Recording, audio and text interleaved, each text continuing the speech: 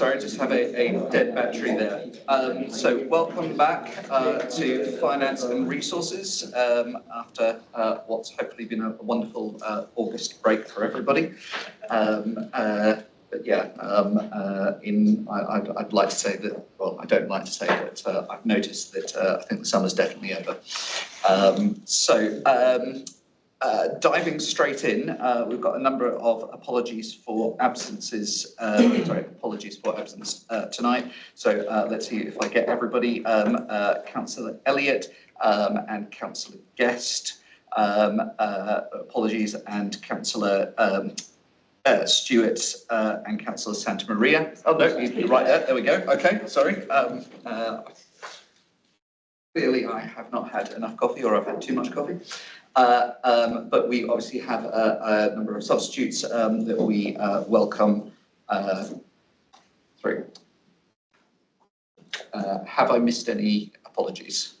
I don't think so. Councillor Propose is not attending this evening. No. She just attends as the... As a portfolio holder, yes. She sends her apologies. Okay, thank you. Okay, do we have any declarations of interest? No. So we'll dive into, first of all, public participation. There are none. Consideration of any matter referred into the committee to call in. There are none. Action points from the previous meeting. There is only one, but there was a response to Councillor Elliott, who isn't here. So I don't know. Do you have a response that you want? There is a headline response, but I'll circulate it electronically to the group.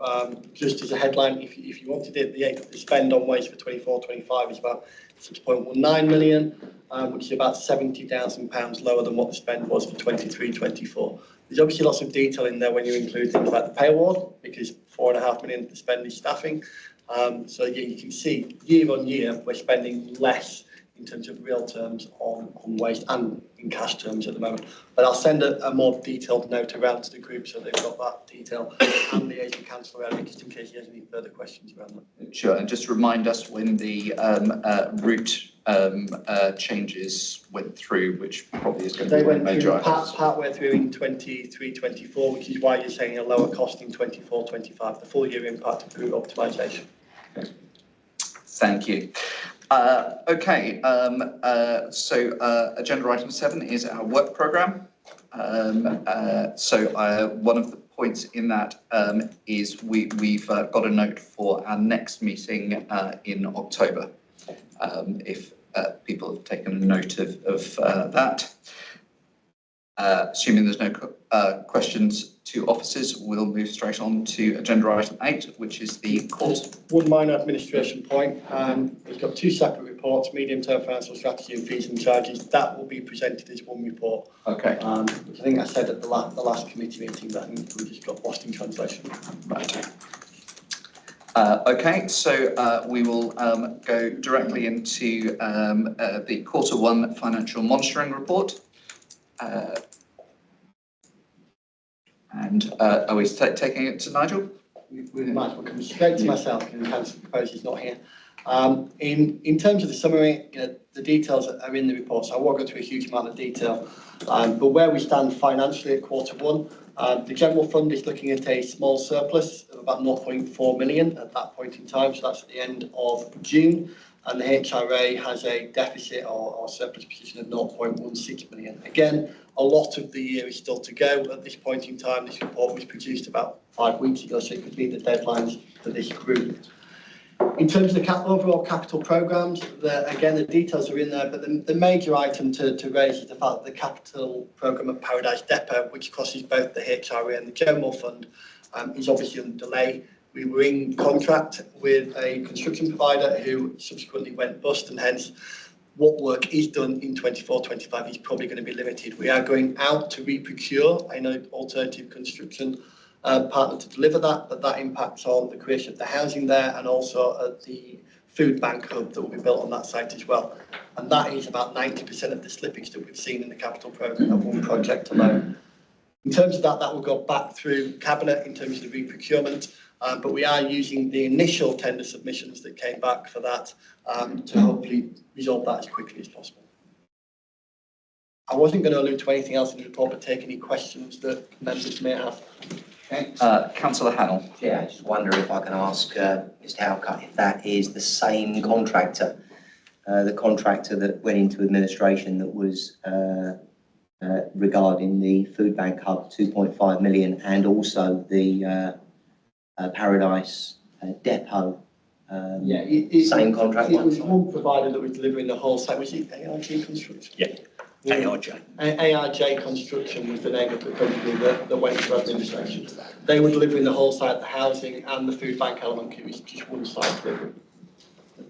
Because I'm relatively new, I just wonder if the due diligence was done on the financial elements of this company before the contract was awarded. Yes, so there was a full financial report as part of the assessment on that entity, and also we've done subsequent reports post that as well, because the construction sector is going through a lot of issues at the moment. They did pass those, even looking at their finances at the point of them choosing to go into administration. They were profitable, they had good cash flow. We're still trying to get to the bottom of what happened there with the organisation. It may have been overexposure because they were doing a huge amount of projects for a large number of housing associations up and down the country. But there was nothing obvious even at the point where they went into administration. We really did not see that one coming. Thank you. Councillor Leakey. Just a quick one. Are we the only council affected by the... No, they've been working, they do most of their work with housing associations, building housing. So there's various housing associations across the country which will be linked to local authorities up and down the country that will have been impacted by that. Thank you. A couple of questions from me, I'll say, on the contractor theme to begin with. So the first one is, how long ago was the tendering done? So if we're going back to the original side, how long ago? Do you remember? I don't remember off the top of my head, but I can give a timeline of when that was done. Given they were on site, and you're probably looking at about 6 to 9 months prior to them being on site. They were only a few months in. The only positive news of a contractor going to administration is at the point at which they went into administration, demolition had been done and the initial groundworks had been done and all signed off. So they were at a point where when we do re-procure another entity to come in, they can come in and build from where they're at. There's less of a concern in terms of a half-built building. So if there is a good time for somebody to go into administration, it was the good time. But as you're alluding to, I believe, we are now re-procuring a couple of years after initially procuring. Inflation, particularly in the construction market, means it will cost more. Also, there'll be a certain amount of insurance around the works that have been done initially. We do have bonds in place for some of these. We've had another one that we're going through the membership. Once we get to that financial position and we understand that, a report will go through to Cabinet outlining what the costs are, what the implications are, and what the impact of that kind of failure of a contract partner. Okay, and then my follow-up question on that, and I'll make Councillor Stewart regret being, because I strongly suspect, Nigel, that this is going to fall onto the audit committee. I just want to check, are we doing a follow-up audit report on lessons learned, as in, because while obviously I completely acknowledge that it was a good time for it to happen, that point of assessing what our costs are, what possible things we may have sort of been able to look at previously and missed, etc. So do we have something on the agenda of the appropriate committee to produce that? We don't in terms of audit committee at the moment. We have done a review of the procurement process and the assessment of the entity at the time, and subsequently at the time of administration. There was no headlines, no warnings by ourselves. And by ourselves, I mean we use a couple of external organisations that help us with our financial checks. It's not done by ourselves. A couple of them are standard organisations that you've probably heard of, that everybody else uses as well. We use 2 different ones as well, so it's not like we rely on one individual external entity. One of them that's more generic and one of them that's specific to the construction sector. So from that perspective, we haven't learned any lessons from that report and that review at this point in time.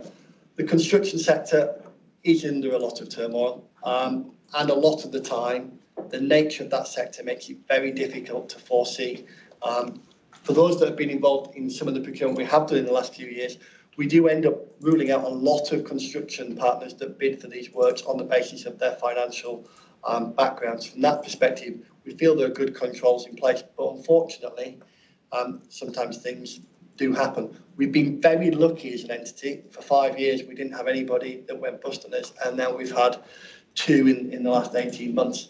One of them due to management structure, so you're not going to find it in terms of that entity. And this one, once we find out that the true rationale behind that, it's probably a company that has tried to grow too big, too quick. And that's quite difficult for us to understand, because when we do assessments, it's based on their trading history, not new projects and new contractors that are coming along.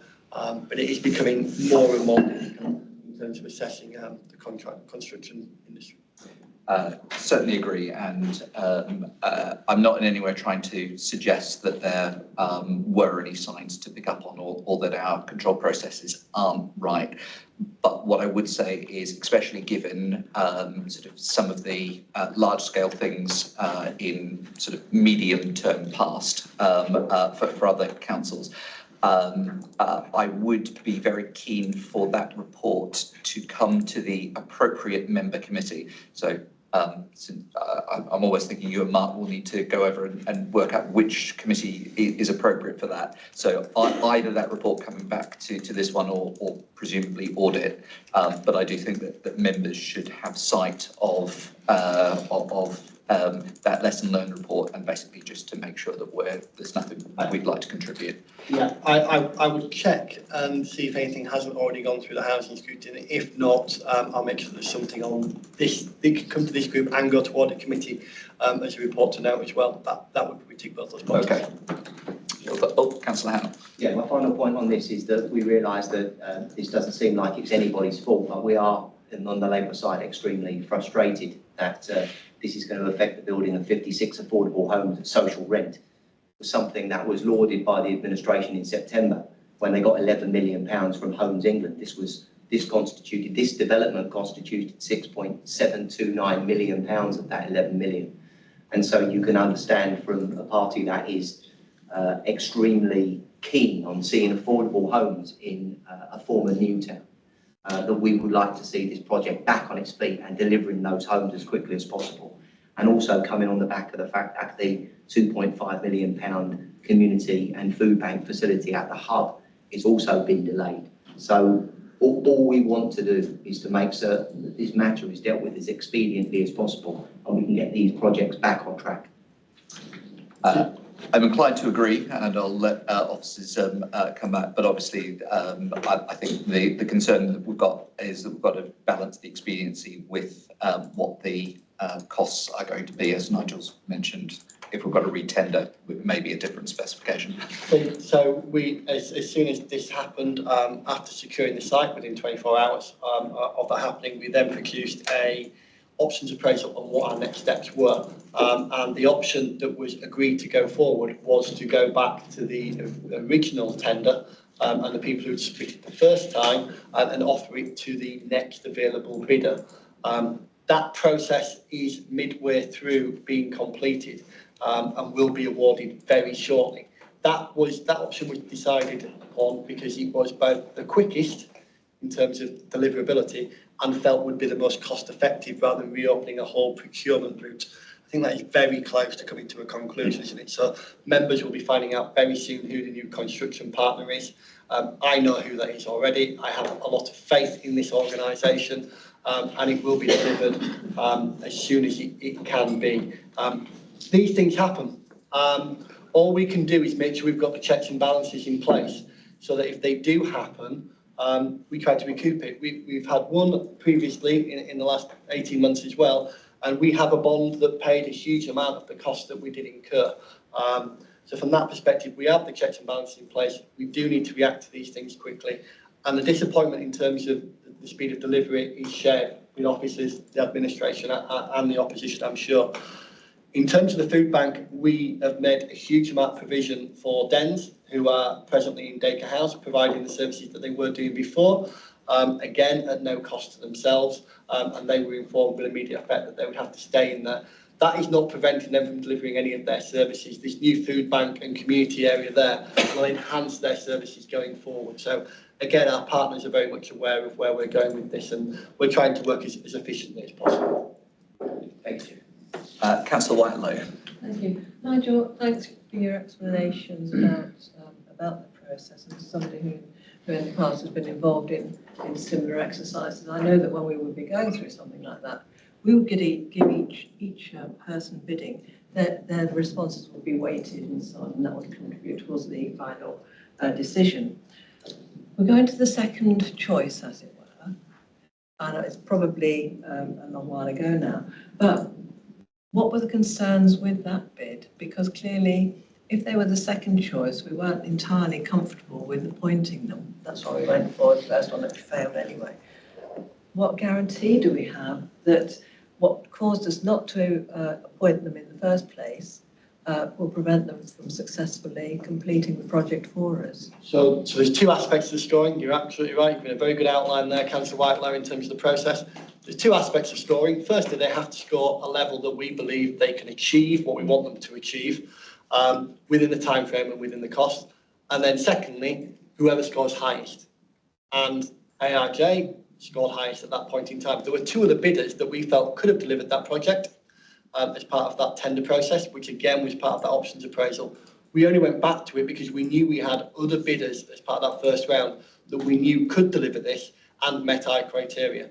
We have reviewed their financial criteria and we've asked them to resubmit any additional costs that they believe the project would cost, and we'll review them and score them accordingly. But we do believe that the other bidders can deliver and have delivered for the council previously as well. So from that perspective, we have as much confidence as we can do, and we've made sure we've done the usual checks and balances. Thank you. I do feel a bit reassured, let's put it that way. Thank you. We all watch these things with bated breath until we have the topping out ceremonies, don't we? Yes, you know, as a CFO that's had two contractors now go bust in the last 18 months, there's a huge amount of nervousness around all our housing contracts. We have a huge amount of spades in the ground at the moment. Most of our housing development is at the spade in ground phase, it's not at the planning phase. A huge amount of delivery in 24-25, as you can see from the financial report in terms of the £70 million of capital spend this year. I will be a very relieved man when we get to the end of 24-25 and a lot of these projects are finished. Thanks, Nigel. Councillor Deacon. Yeah, just it's my first finance meeting, so maybe a silly question. When you mentioned the word bonds, is that an insurance policy or a pot of money that you fall back on? It's an insurance policy. Thank you very much. Okay, Councillor Leakey. Yes, just a quick one. Under the previous administration, given the issues we had with the maintenance contractor, sorry, I can't remember the name now. We set up what's it called now? A procurement think tank. Is that still active? Are you referring to Osborne? Osborne, yeah, sorry. So yes, we are re-procuring a repairs and maintenance contract, which is currently operated by Cardo Group. And there's a huge programme and delivery board in terms of looking at that re-procurement, which is looking to take place over the next 12 months for a new contract that will run for the medium to longer term. Sorry, Chair, that's not my question. My question is, we set up, I think we agreed, we set up a think tank to be looking at all procurement. Is that still active within the council? In terms of a think tank for all procurement is authorised by the commercial board as it was 12, 18 months ago. So all procurement activity over 75,000 goes through the commercial board for approval to make sure that it's following PCSO and operational processes. So that is still exactly as it was in the previous administration as it is in this administration. Sorry, Chair, I may come back on that when I find out a bit more. Yeah. Thank you. Okay, do you have a question that you want to put in for further actions, or do you want to follow up with Nigel outside the meeting? Well, my question was, because of all the crisis we have with Osborne, I think it was agreed that we are going to set up this think tank to be looking at all procurements and how we go about it. So I'm just wondering whether it was actually set up and whether it's still live.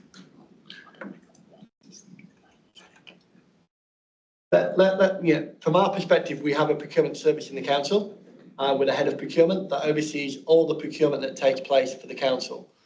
Any procurement that takes place of an IT nature or over £75,000 in value, and that's not 75,000 per year, that's 75,000 for a contract. So a contract for 3 years at 25,000 would go through that process. It's signed off by our commercial board, which involves procurement, myself, the monitoring officer, as well as a couple of strategic directors. So there is a very good control process over the procurement of all activity in the council. So from that perspective, whether that's being referred to as a think tank or just a procurement board or commercial board, I think that's what you're referring to. I'm not aware of a think tank, and neither is Ben at the moment. So we could probably have a conversation and see if there's something that we've missed or lost in translation. Outside this meeting. Thank you, Councillor. Thank you, Chair. And in the papers for this committee, we do get a report of any procurement that comes sort of outside the standard process, and I believe anything over a certain value also gets reported in the papers of this committee. So all procurement outside of procurement commissioning standing orders is normally reported through KPIs, and it is reported twice a year to the audit committee as well for them to review to see if there's any trends or anything that they want to question or query. So you're happy to say that further outside the meeting, or? Yeah. Yeah, okay. Thank you. Thank you. Right, I have a question that I actually think should come under the next report. Just happens to be that you've made the comment on it on this one. It's regarding car parking charges. Do you want me to hold that for the next report, or shall I throw it to you now? I'm happy for you to throw it out. Okay, so you've in the comments on this report, you've mentioned that car parking fee revenue is under expectation, and it seems to be that the suggestion for that is that we obviously had the delay in moving to the new car parking proposals. I wanted to check to see if that was the sole reason, and I would throw the implication that means the budget figures must have been set with an idea of what the car parking proposal changes would be. So specifically, what is our car parking revenue compared to last year's actuals? So ignore the detail at the end. Yes, the budget is a list of assumptions that we make in terms of what will happen in the next 15 months, because we generally look at saying in December time. There were some projections in there for car parking. The £100,000 is entirely related to the fact that we had to hold out a consultation because the general election was taking place, and hence we were in a state of purdah. So we lost 1 month's delay in terms of the consultation, which means there's £100,000 slippage directly related to that. If changes are made to any parking policy proposals that have been made, that would create other pressures, and we'd report it to the budget monitoring. In terms of the income this year on car parking and growth from this year compared to last year, I can come back to you on the details of that. Okay, yeah, if you could. What I'm just trying to work out is whether or not the comments about what's effectively underperformance in car parking revenue, whether we are saying that is compared to previous year's actuals, or whether it is to just the budget assumptions. And obviously, I realise that the budget assumptions were expecting some proposals to go through. Yeah. Okay, thank you. So with that, I will move on. Well, assuming nobody else has had a last-minute question to jump in, we will go on to agenda item 9, the performance report for corporate and commercial. Excellent, thank you, Chair.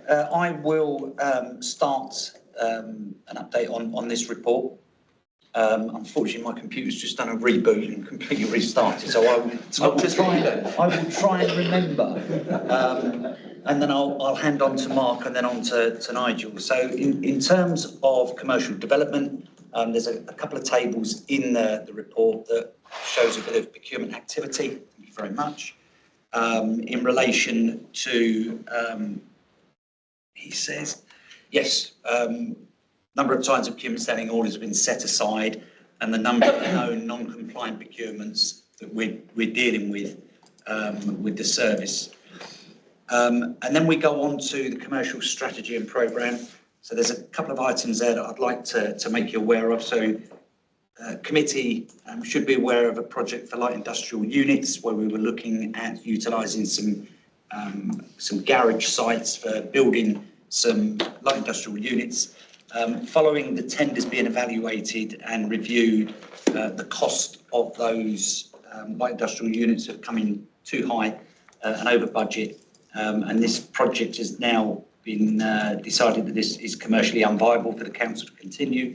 So the garage locations will now be moved into the garage portfolio review that is currently ongoing and part of the strategic asset review. Members should also be aware that there was a potential legal services shared service being reviewed. And again, the cost for joining the shared legal service have significantly increased. So again, that's no longer a viable option for the council. And just very briefly on parking services, in terms of the parking tariffs and charging policy, there was a delay in undertaking the statutory consultation, but it was subsequently concluded and a report is due for the portfolio holder in Q2, and whatever the outcome of that will be reported back to, will be a portfolio holder decision if it's decided to implement as was stated in the statutory consultation. We've also just recently gone out to tender for the new parking enforcement contract, and that's live, and that will be looking at the potential to implement and introduce smart technology into our enforcement. And then there are a couple of other commercial related projects.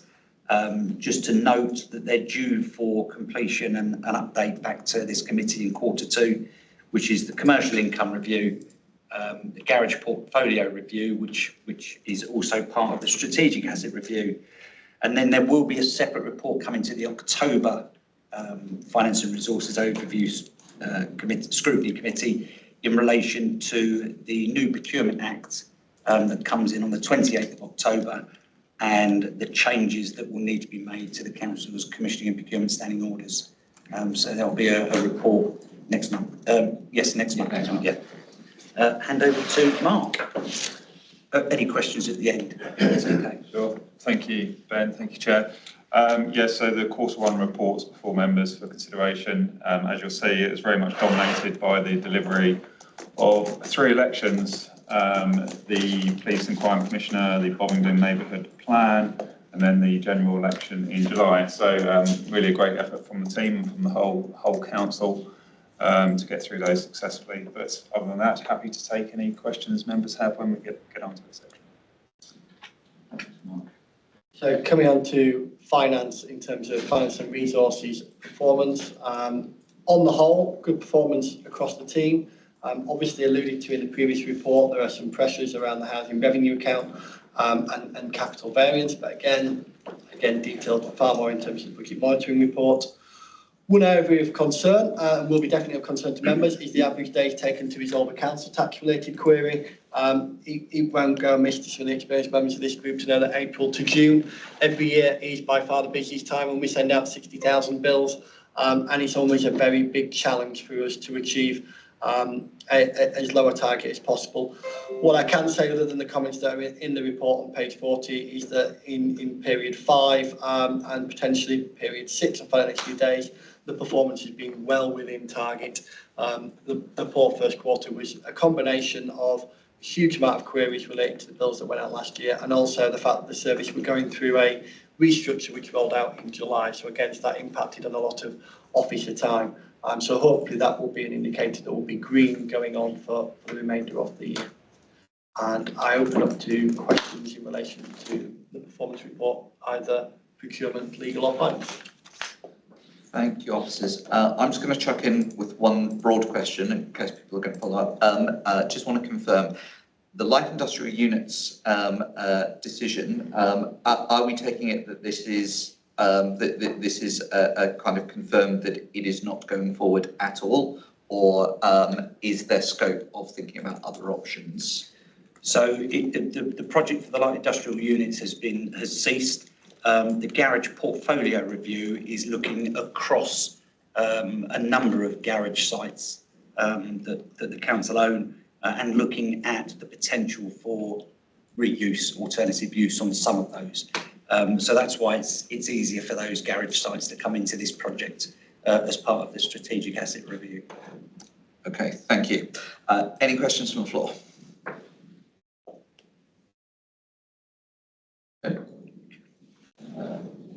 Okay, thank you very much. Then we will move on to agenda item 10, the report for people and transformation. Thank you, Chair. So in a similar vein, myself and Saj will canter through the report and then perhaps take any questions at the end of it. So as you can see, it's split as per usual between the 4 services that fall within my portfolio.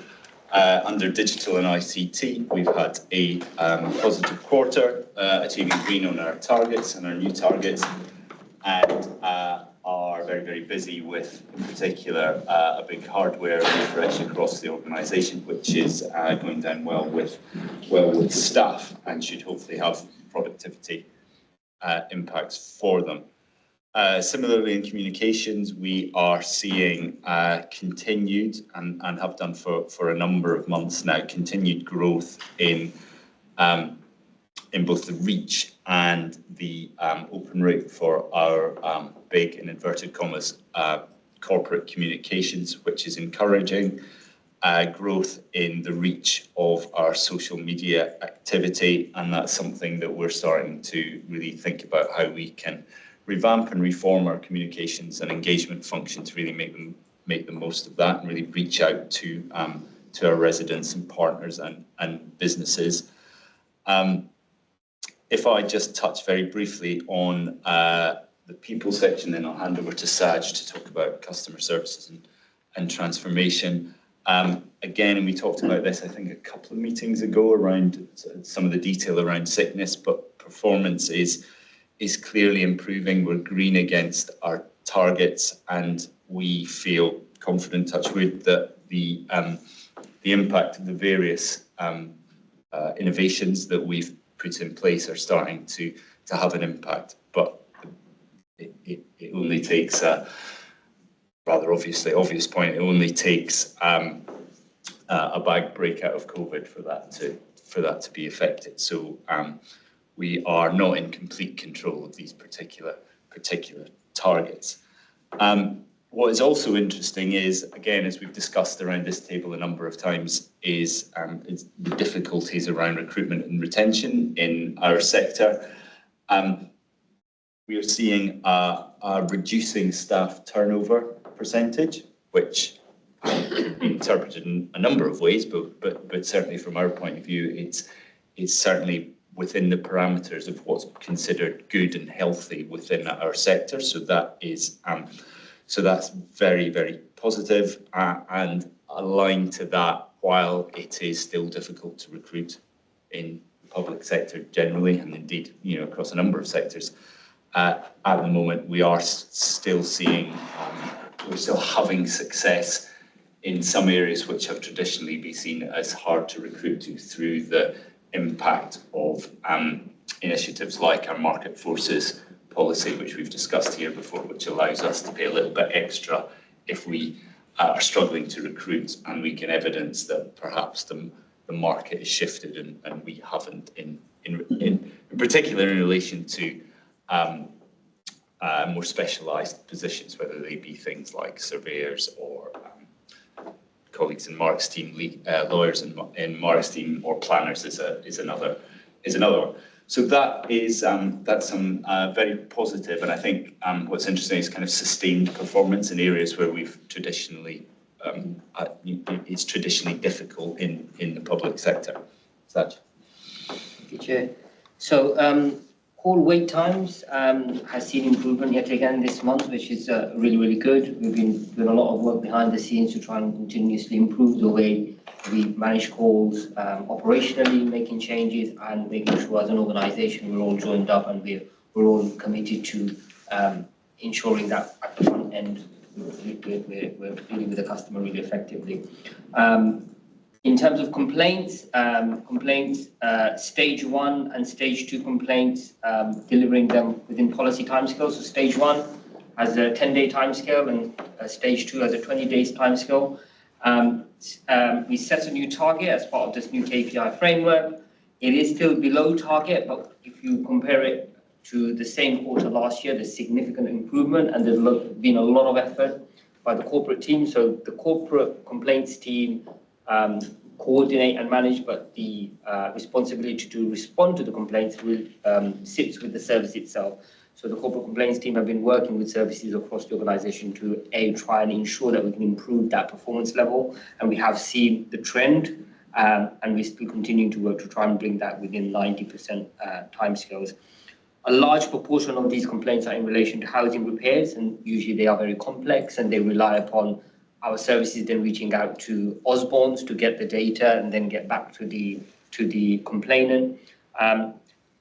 Something that's been really key for us, and we introduced a new measure, is trying to improve the quality of those complaints responses. So we've set a new measure around the percentage of complaints escalated to stage 2, and we want to keep that really low. So it's slightly above target, but it is, compared to this time last year, much better. So that the general trend is we're trying to reduce the number of complaints going to stage 2. We're trying to nip it in the bud and resolve it in stage 1. We also had a new head of service in the housing repairs team, and he's put in a lot of new operational measures to try and ensure that we can respond to those complaints really, really effectively, and in parallel procedures with Osborne so that we can get the data really quickly. And in parallel, we've got this transformation program that we've mentioned previously. We've kicked off. We prioritize complaints as an area that we're going to build a new, design the new processes and build a new module that again helps all of the service managers deal with complaints much more effectively. In terms of some of the other work, as I mentioned, we've kicked off our transformation program. We've now procured the digital platform, and we're now in build phase. So we've started to work with a number of different services already, and we're in that critical stage of actually designing what those new processes are going to be, what the new customer experience is going to look like. So hopefully we can bring some updates in the next few meetings to show you progress against those. Our corporate program management office, again, we've been on a journey to try and improve the way we manage projects across the organisation, and that's going really, really well. We've implemented really robust measures in terms of accountability, in terms of decision-making, oversight. So we've got boards set up that have really, really good oversight and decision-making for all of the projects. We baselined everything so that we've got clarity around what's going to be delivered when, and then as a corporate PMO team, we're regularly ensuring that we've got reporting so we can keep on track, and if anything changes, again, we can react quickly. And then our performance management team, again, we've been doing really, really well to try and implement the new performance measures. So this report reports against the new KPI framework that we approved at Cabinet last month. And we continuously trying to ensure we can just change that culture of performance management. So we've introduced a new performance management handbook, so everyone's clear around what performance management looks like, how they need to do it. Our next stage is looking at the system we use. Again, we want to move to a place where we want to use the data that's coming out of our performance management for intelligence purposes. So we're now reviewing our system, looking at dashboards, and implementing them at decision-making stages. Yeah, happy to take any questions. Thanks, Ed, and thanks, Saj. Councillor Adeleke. Just a quick one. Thank you very much for the report. You did mention the question of staff retention improving at a very good stage. At one point, I think in the last 1 or 2 years, we had a frightening level of mass exodus of staff at management level. Is that changed, or is that improved, or so what is the situation? So this is I guess anecdotally, not based on having the evidence in front of me. Certainly when I arrived a couple of years ago, our CLT, corporate leadership team and strategic leadership team was in a forming stage, I think, at that stage, and there was a lot of recruitment. You may remember there's quite a lot of interim. members of staff. I think it's generally agreed that is much more stable now. So I think there's one interim in that, might be two, can't quite remember. Certainly a very small number, and I think we're seeing quite a lot of stability. And I think that's partly about retention, but I think it's partly also about being able to recruit effectively in the first place. And some of that's down to what we've done, but probably some of that's down to how the market shifted a little bit in that time as well. And it's about getting the balance, isn't it? Because on the one hand, you don't want to be going out to recruit posts every 6 months, but it's probably unhealthy if everybody stays their entire career at the same employer. So it's healthy to have people to come here, do well, and then move on to other things. And equally, we benefit from people moving who've been effective in other organisations. That's healthy. And it's generally felt that around 10% is quite a healthy turnover for in the public sector. And that's pretty much, I think we're 90% the latest data. That's pretty much where we are. So for now, certainly we're quite happy with that. And that's obviously it's different in different services. But generally that's experienced across the entire organisation. Thanks. Councillor Gale. Thank you. Thank you very much for the report.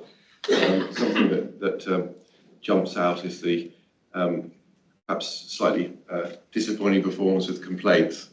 And you say over 60% of the stage 2 escalations were housing cases.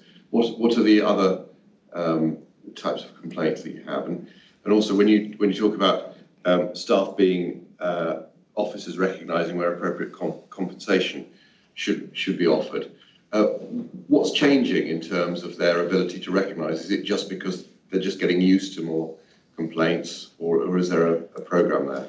So if I answer the second part of the question, it's so in terms of compensation, we introduced a compensation policy, which was aligned to the Housing Ombudsman Guide to compensation. So now we can use that more systematically. So when we're reviewing complaints, we can assess and see actually, according to that guide, actually is compensation appropriate in that situation? And again, it's using the Housing Ombudsman Guides to assess that situation.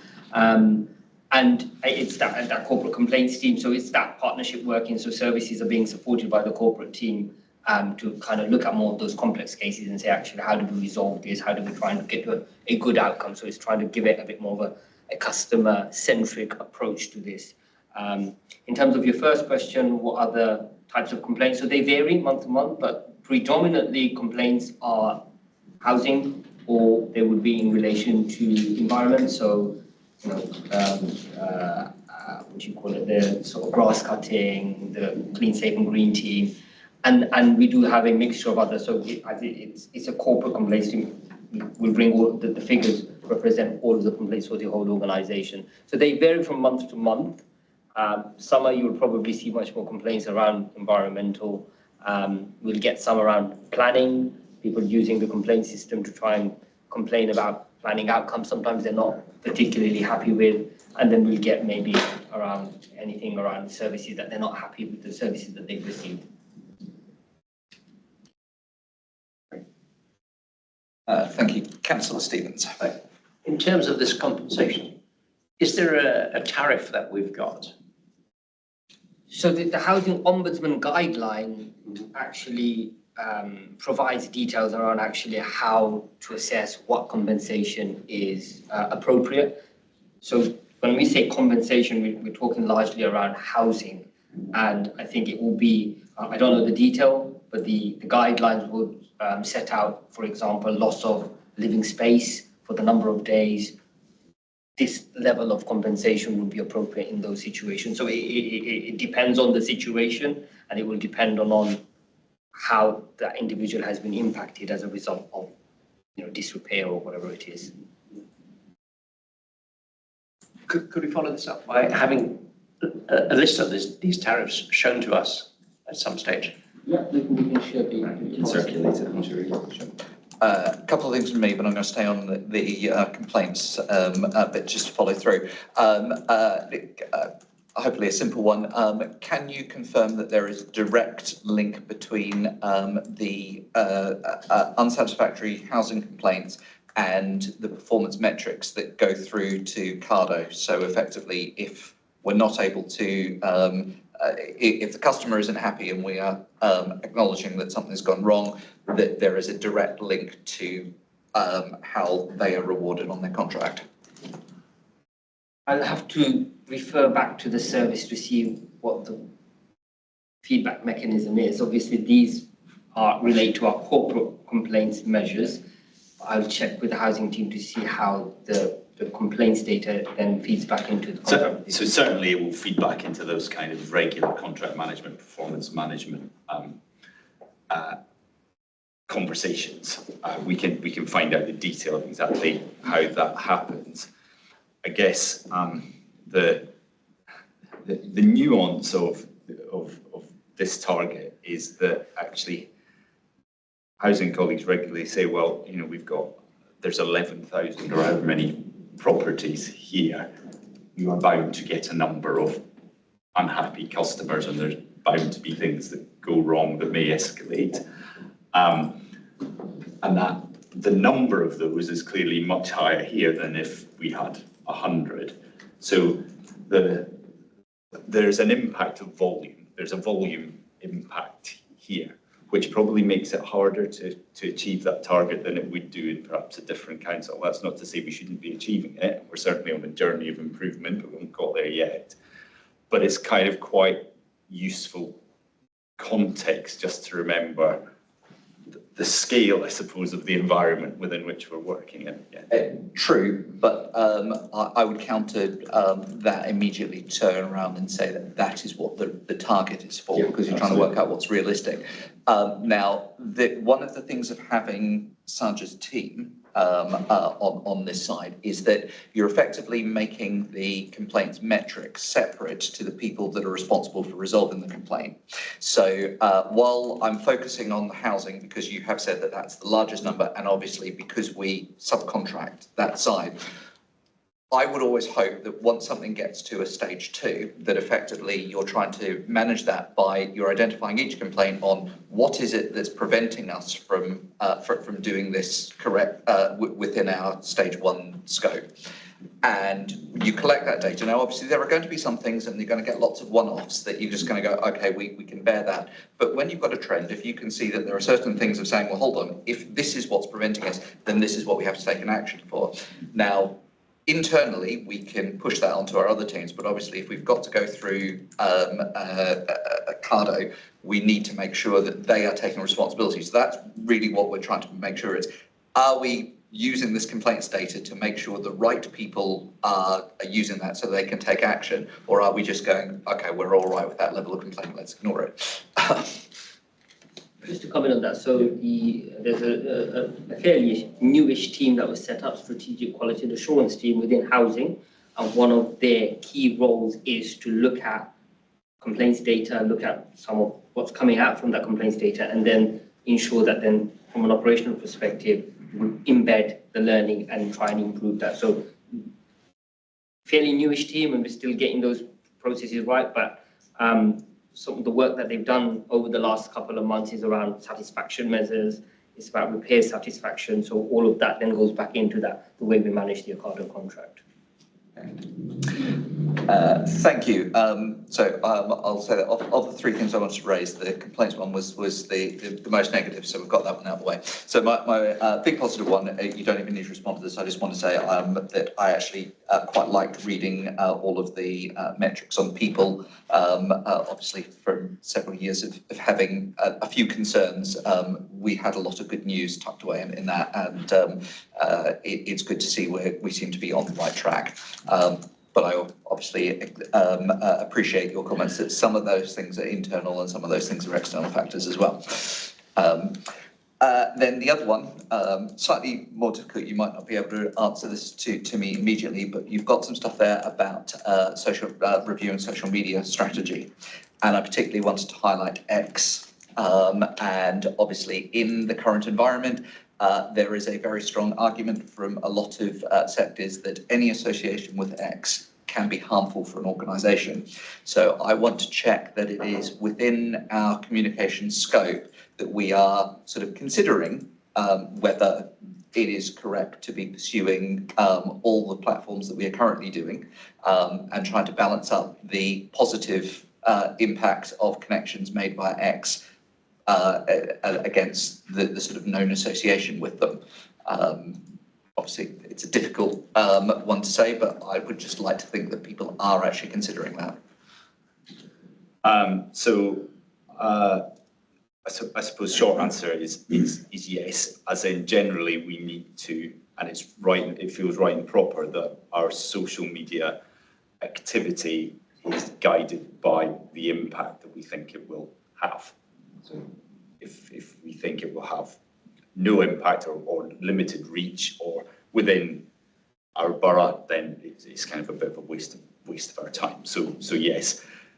More generally or more strategically, we're actually undertaking a review of our communications function, which I'd like to bring back some of the thinking to this group and test it with you around what we plan to do in the future, which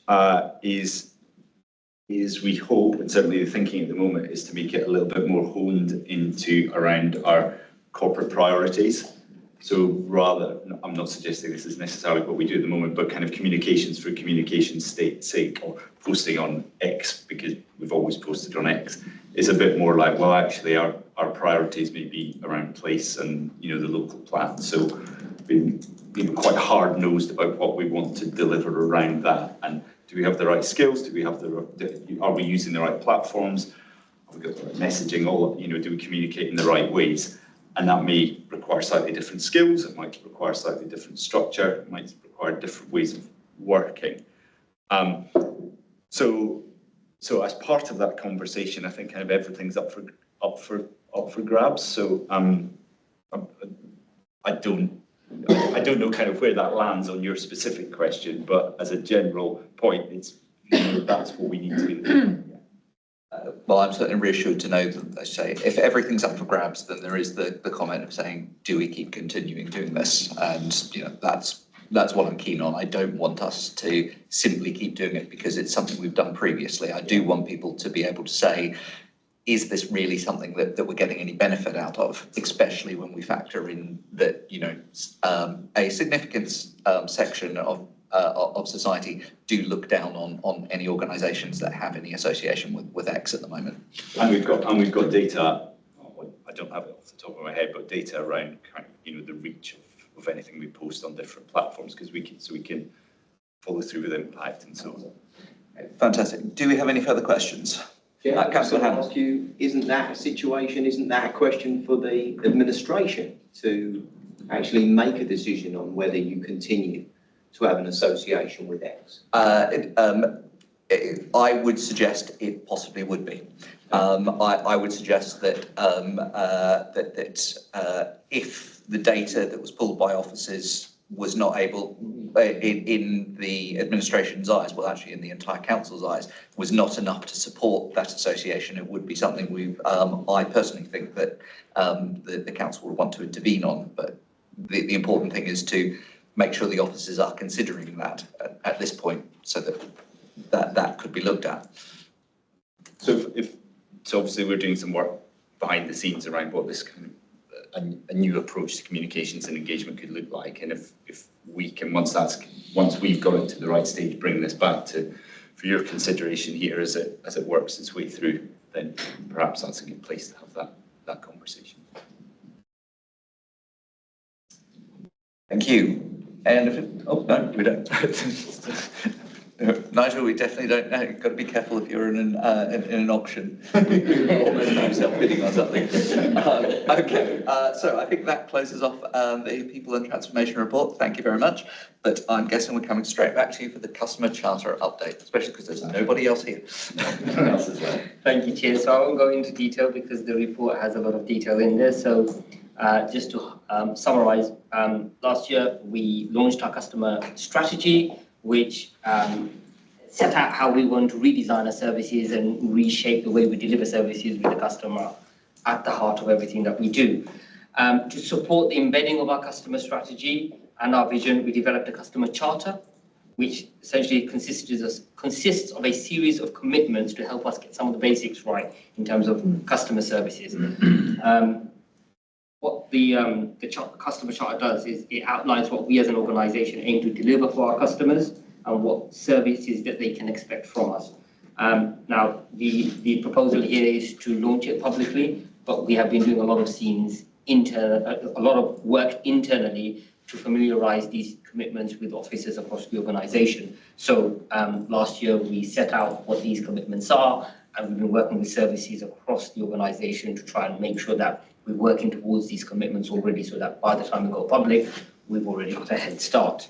In the appendix, we've set out what those charter commitments are, and to ensure that we can abide by those commitments, we've been doing a lot of work over the last 12 months with the services. So we've kind of already mentioned at this committee previously, we've been doing a lot of work around updating our IVR system, making sure that the information that we provide is up to date, removing some of the unnecessary steps to make it quicker for customers to get to the information that they need.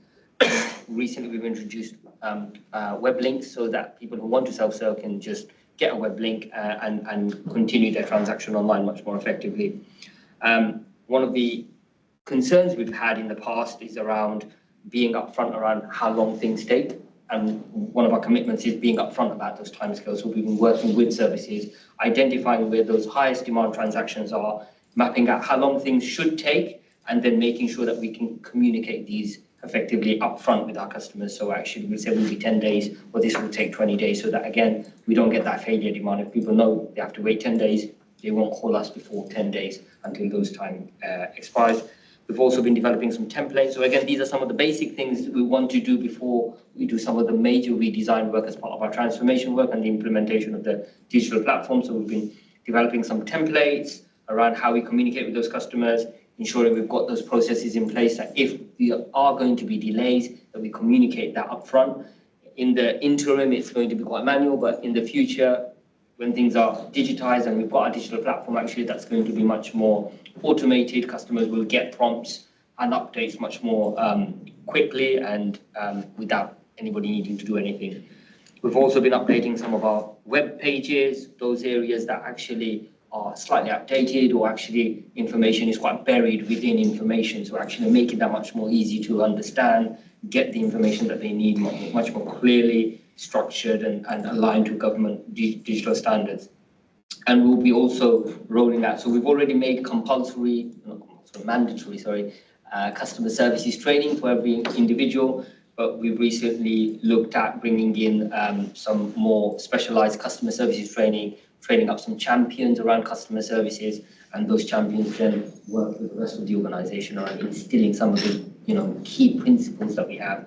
And also we've had we redeveloped our values, staff values, and customer focus is one of our key values that we've been reiterating to staff around how we deliver services to customers and the customer service that we provide.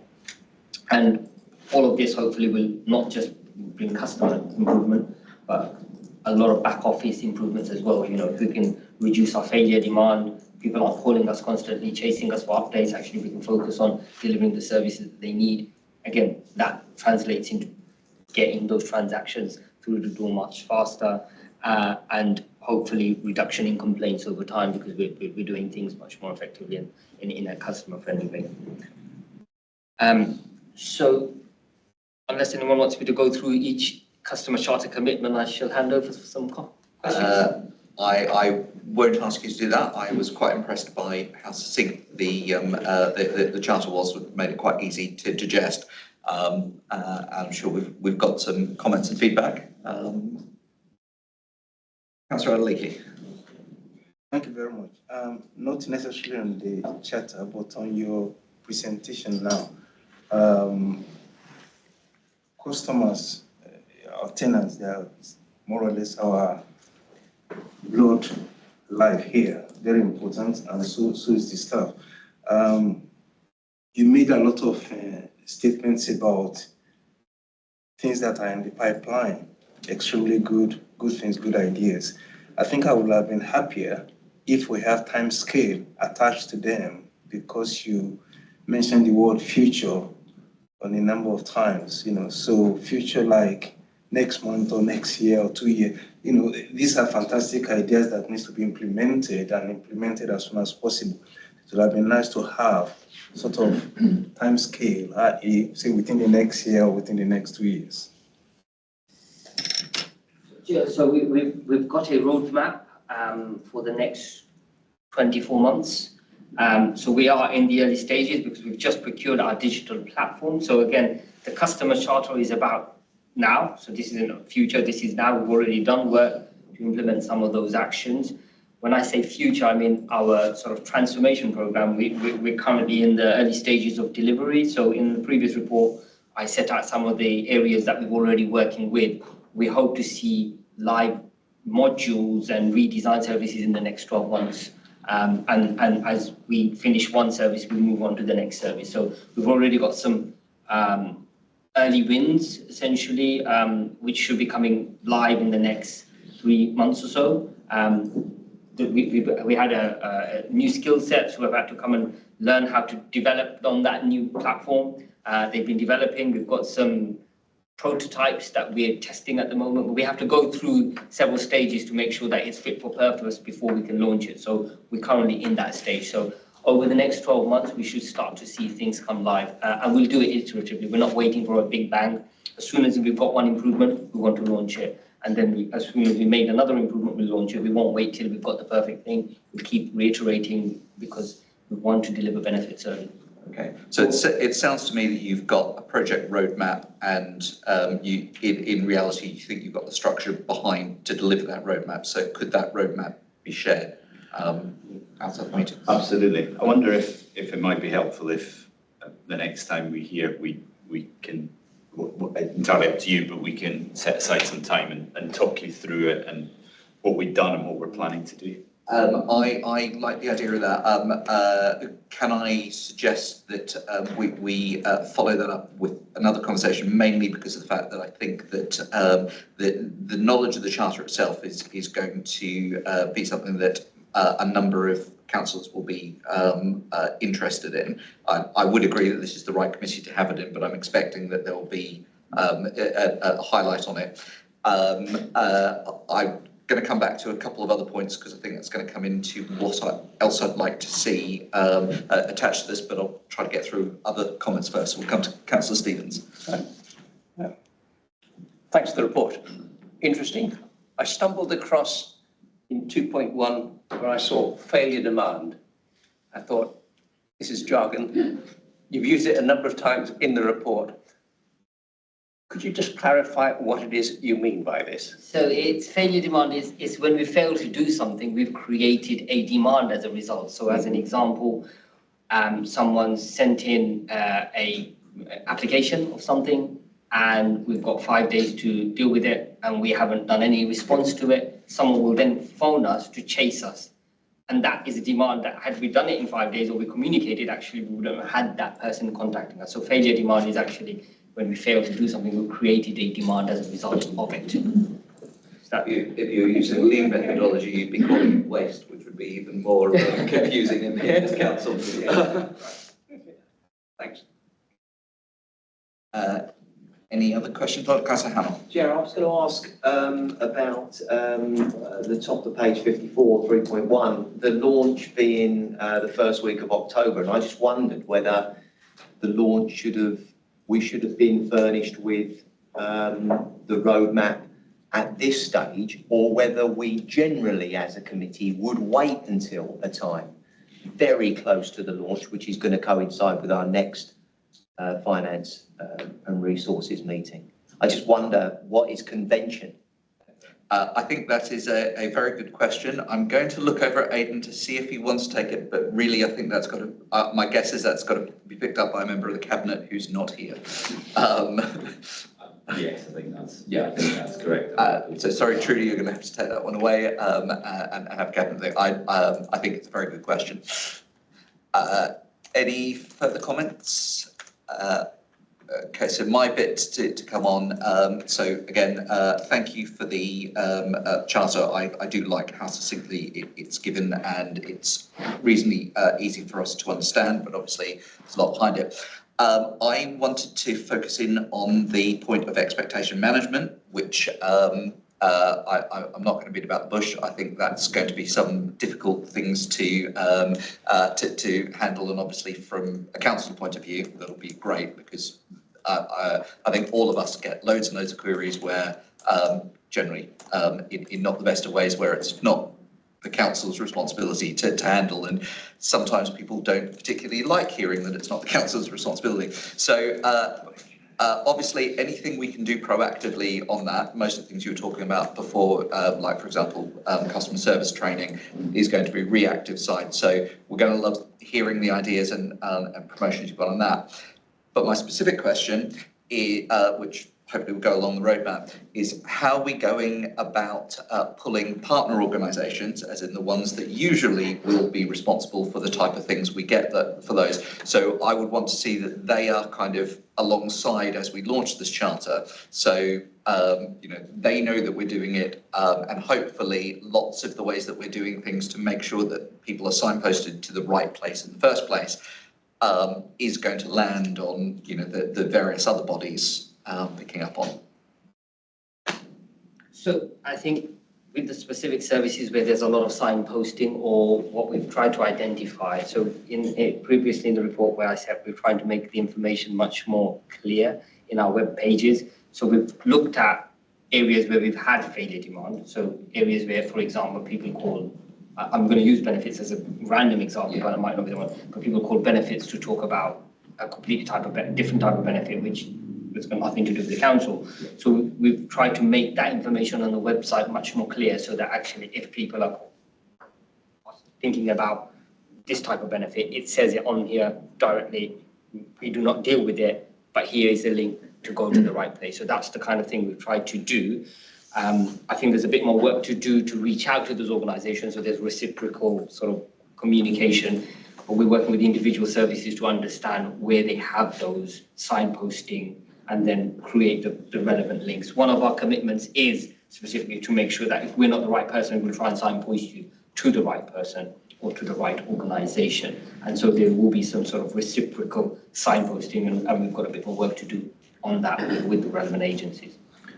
And similarly, there's kind of layers to this, isn't there? There's, at that layer, and then down, several layers below, there's, for example, with Cardo or whoever comes next in terms of repairs, actually that is us, but actually it's a separate organisation. So how do we, to the resident, to the customer, to the tenant, how do we provide a seamless view so that it kind of doesn't matter how they come in, they get the service that they provide, that they require.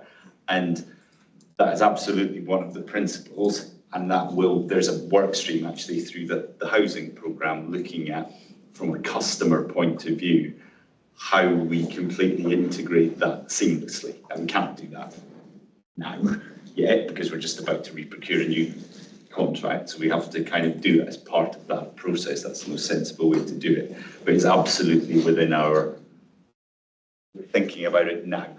Okay. So there's some assurance there. What we've done, just to add to that, so we already recognise that we're getting lots of calls for repairs, but they have to go to Ocado, so we've now created the link. So even if they call us, they press the option, it takes them straight through to Ocado actually. They don't need to speak to someone and say, I've got repair. It will take them straight through to Ocado. Yeah, that's brilliant. So again, I'm throwing a suggestion out there. I know it's a lot more complicated than this, but one of the things that I'd like to see, it is basically that our partner organisations have a commitment that once they've got a report, they are sending something through to the person that acknowledges that they've got it. So, for example, if I report a pothole at Hearts, I get an email immediately that says, here is a fault request. So what that basically means is if somebody contacted DBC and DBC says, oh, but you've got to refer on to Hearts, that Hearts basically saying, yeah, okay, that's us. And that almost takes it away from DBC. The problem that you've got is if you're referring something on to, say, Cardo, somebody is going to be measuring the point from when they spoke to DBC, not from when they spoke to Cardo. So that whole point of it, just that simple, yes, you've asked the right person, and we've got it in control, is sort of what I want to see out of the partner working. And I can think of sort of 7 or 8 bodies that I would kind of hope that we would get on board to say, yes, okay, we will do that for everything. But obviously it's a lot more complicated than that. I was just thinking that's the simple. Some will be harder than others. Yeah. And our leverage will be less. Yeah. Okay, any more for any more? Okay, thank you very much. That is the end of point 11 and the end of the meeting. So we're at almost 9:15, not quite in our regular time, but the sun's gone down. What can I say? Okay, thanks everybody. Have a great night.